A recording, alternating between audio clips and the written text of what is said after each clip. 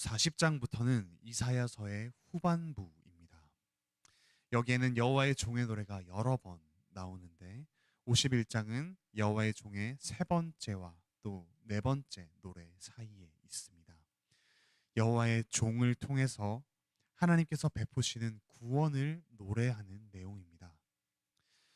50장 4절에서 학자들의 혀를 주셔서 깨우치신다라는 내용이 있습니다. 51장에서는 여호와 하나님과 그 백성이 이 깨어남이라는 말씀을 주고받습니다. 서로 화답하는 이 노래에서 구원에 관한 교훈을 알 수 있습니다. 즉, 구원은 과거에 실제로 일어난 사건을 기반으로 합니다. 1절부터 11절에서 여호와께서 과거에 베푸신 은혜를 말씀하십니다. 그 예로 아브라함과 사라가 등장합니다. 아브라함과 사라는 아이를 뵐 수 없는 노령의 몸이었습니다. 2절에서 아브라함과 사라를 하나님께서 언급하시며 아브라함이 혼자 있을 때, 즉 아이를 뵈지 못하고 있을 때 그를 부르시고 복을 주어 창성하게 하셨다고 합니다. 이를 두고 로마서 4장 19절에서는 이렇게 이야기합니다. 그가 100세나 되어 자기 몸이 죽은 것 같고 사라의 태가 죽은 것 같다.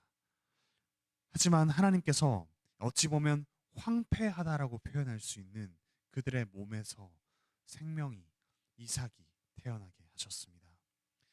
마찬가지로 하나님께서는 황폐해진 이스라엘을 에덴 땅과 그 동산같이 만드실 것이라고 말씀하십니다.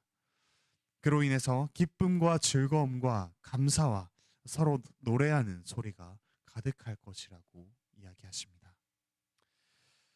그런데 하나님께서는 그 이스라엘 백성의 조상 아브라함과만 이런 관계를 맺으신 분이 아니십니다. 이스라엘 백성을 이제 너희라고 부르시던 하나님께서는 4절에서 그들을 내 백성이요, 내 나라여 라고 부르십니다. 의를 따르고 또 하나님의 율법을 쫓는 이들을 하나님께서 내 백성이라는 관계적인 호칭으로 부르십니다. 그러자 하나님의 백성이 된 이들은 9절부터 11절에서 하나님께 화답합니다. 9절 앞부분에서 이렇게 외칩니다. 여호와의 팔이여 깨소서 깨소서 능력을 베푸소서. 하나님의 백성 역시 하나님께서 과거에 베푸신 구원을 노래합니다. 홍해를 가르고 그분의 백성을 구해내신 그 사건을 노래로 이야기하고 있습니다. 과거에 실제로 일어난 이 사건을 떠올리면서 11절에서는 지금도 그들을 구원하시리라고 단언하며 노래하고 있습니다. 과거에 하나님께서 실제로 베푸신 구원을 볼 때 오늘날 우리의 구원 역시 확신하고 또 기대할 수 있습니다. 이제 하나님께서 11절부터 12절부터 다시 백성에게 화답하여 또 말씀하십니다. 그들을 괴롭히는 이들은 죽을 사람이요 풀같이 될 사람의 아들이다 라고 이야기하십니다. 그리고 13절에서는 그들과 대비되는 하나님께서는 하늘과 땅을 지으신 영원하신 분이시라고 대비되게 말씀하십니다. 온 세상을 창조하신 하나님께서 우리와 멀리 떨어져 계신 분이 아니라 우리를 이렇게 내 백성이라고 불러주십니다. 16절 말씀 읽어드리겠습니다. 내가 내 말을 네 입에 두고 내 손 그늘로 너를 덮었나니 이는 내가 하늘을 펴며 땅의 기초를 정하며 시온에게 이르기를 너는 내 백성이라 말하기 위함이니라. 이어서 17절에서는 하나님께서 예루살렘이 여호와의 분노의 잔을 다 마셔서 비웠다고 말씀하십니다. 그 분노의 잔을 마신 결과 예루살렘의 아들들이 없습니다. 그들을 인도할 만한 어떤 사람이 없습니다. 하지만 다시 22절부터 23절에서 하나님께서는 이렇게 말씀하십니다. 내 주 여호와 그의 백성의 억울함을 풀어주시는 네 하나님이 이같이 말씀하시되 보라 내가 비틀거름치게 하는 잔 곧 나의 분노의 큰 잔을 내 손에서 거두어서 네가 다시는 마시지 못하게 하고 그 잔을 너를 괴롭게 하던 자들의 손에 두리라. 하나님께서 이렇게 이스라엘을 다시 구원하셔서 그들을 포로 생활에서 돌아오게 하셨습니다. 그러나 지금의 우리와 마찬가지로 그들의 자손은 다시금 범죄하고 또 분노의 잔을 마셔야 마땅한 상황에 처합니다. 이 죄와 심판과 회복, 그리고 다시 반복되는 죄와 심판과 회복의 역사는 끝이 없습니다. 하지만 이 역사를 끝내기 위해서 그리스도께서 오셨습니다. 그리스도께서는 참으로 의를 따르며 여호와를 찾으신 죄가 없으신 유일한 분이셨습니다. 그분이 받을 잔이 있다면 기쁨과 영광의 잔뿐입니다. 하지만 이 반복되는 죄와 심판과 구원의 역사를 끝내기 위해서 그리스도께서 분노의 잔을 마시셨습니다. 심판을 받을 이유가 없으신 분께서 하나님의 저주를 받고 죽기까지 심판을 받으셨습니다. 우리는 우리 죄 때문에 받는 벌도 어떻게든 피하려고 합니다.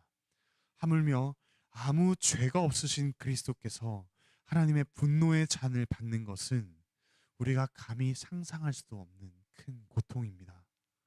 그래서 그리스도께서는 이렇게 기도하셨습니다. 마태복음 26장 39절 말씀 제가 읽어드리겠습니다.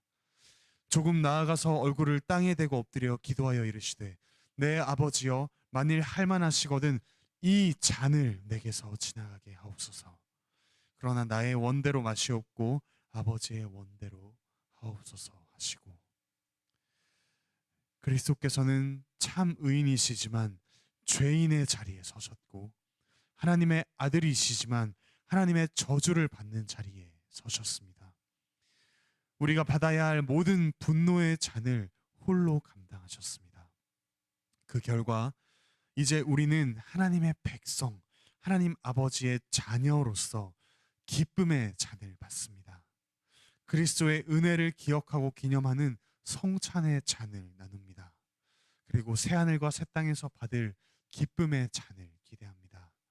그러므로 우리 사랑하는 관악교회 형제 자매 여러분, 우리가 잠시 우리의 죄로 인해서 하나님의 분노의 잔을 받는 것처럼 느껴질 때가 있습니다. 하지만 하나님께서는 이미 우리가 마땅히 받아야 할 그 분노의 잔을 그리스도가 마시게 하셨습니다.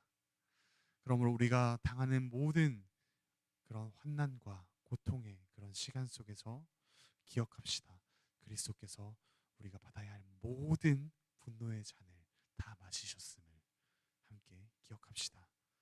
그리고 우리가 당하는 모든 고통과 환난 속에서 하나님이 우리를 그분의 아들 그리스도를 닮아가도록 빚어가고 계신다는 사실을 함께 기억합시다. 그리고 이와 같은 말씀과 또 기도의 시간을 통해서 우리가 이제 새롭게 받게 되는 기쁨의 잔을 함께 누리며 또 오늘의 삶을 기쁨 가운데 살아가시기를 바라고 축복합니다. 기도드리시겠습니다. 하늘에 계신 우리 아버지 하나님, 우리의 죄로 인해서 우리가 받아 마땅한 것은 하나님의 분노의 잔입니다.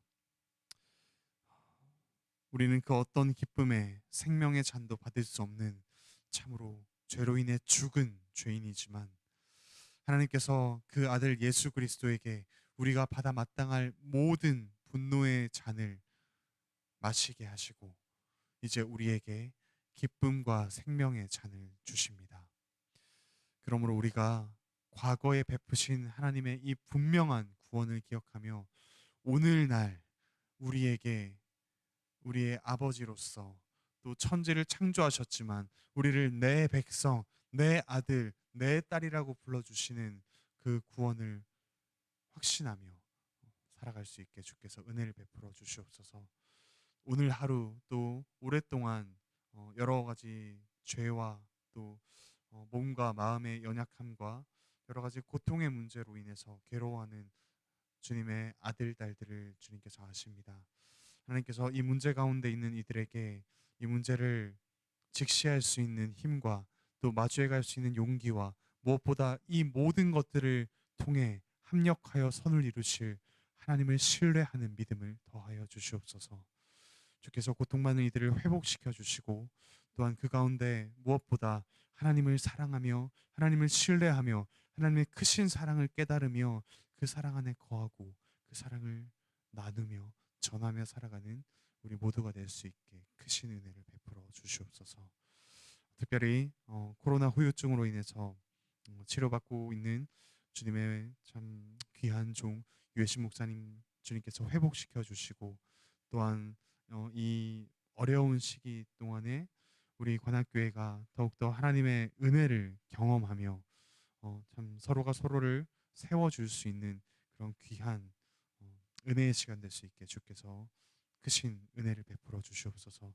또 몸과 마음의 여러 문제, 자녀의 문제, 관계의 문제, 취업과 직장의 문제, 또 결혼과 이성의 문제, 또 여러 가지 문제를 앞두고 있는 이들에게 주께서 회복과 또 크신 은혜를 베풀어 주시기를 간절히 바랍니다. 또 수능을 앞둔 주님의 사랑하는 딸 김혜란 자매에게 주께서 지혜를 더하여 주셔서 넉넉히 이 시험을 감당할 수 있게 은혜를 베풀어 주시옵소서. 감사드리며 예수 그리스도의 이름으로 기도드립니다. 아멘. 은혜로운 기도의 시간 되시길 바랍니다.